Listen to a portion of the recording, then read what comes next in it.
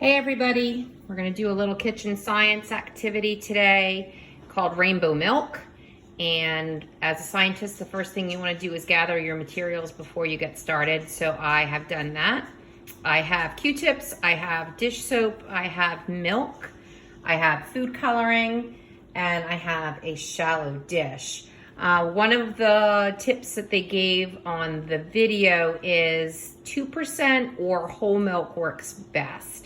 I haven't tried it with anything else, so I'm not quite sure, but that's their tip. So let's get started.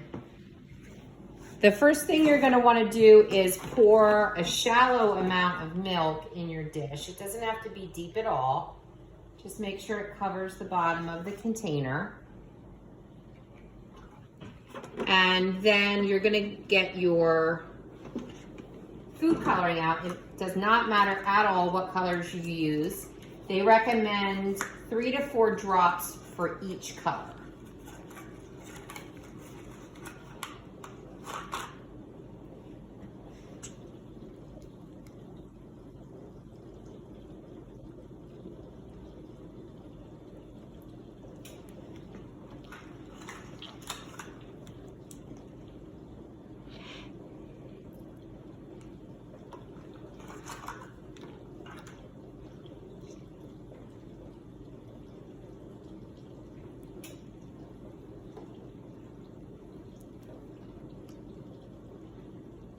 Okay, and now you can see I've poured some of my liquid dish soap in a little dish just so it's easier to dip my Q-tips in.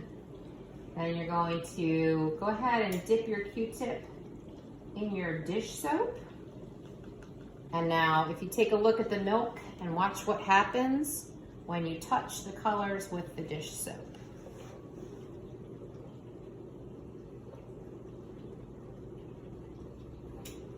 And then I can get another Q-tip over here.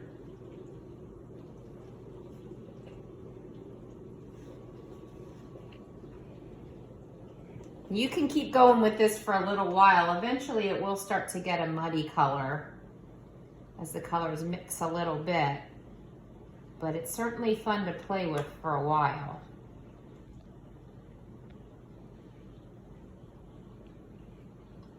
And then before we end the video, one of the suggestions that I saw online, after you're finished doing the experiment itself and watching your rainbow milk, you can dip a piece of paper in the milk and the food coloring will stick to the paper. So I just took a piece of white printer paper from the computer and cut out an egg shape since it's Easter time. And I'm just gonna very, very, very gently lay it on the surface of the milk and peel it up. And if you can see, the rainbow color stuck to my paper. Now, if I lay that flat to dry, it'll color my paper almost like a watercolor would. So I'm gonna get that out of the way.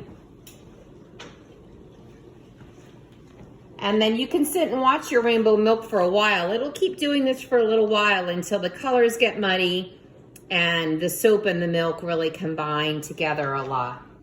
But for now, it's kind of fun to watch. It almost looks like a little volcano eruption there in the corner. It's a pretty cool science experiment. All right, everybody, bye for now. I hope you enjoyed this one. See you next time.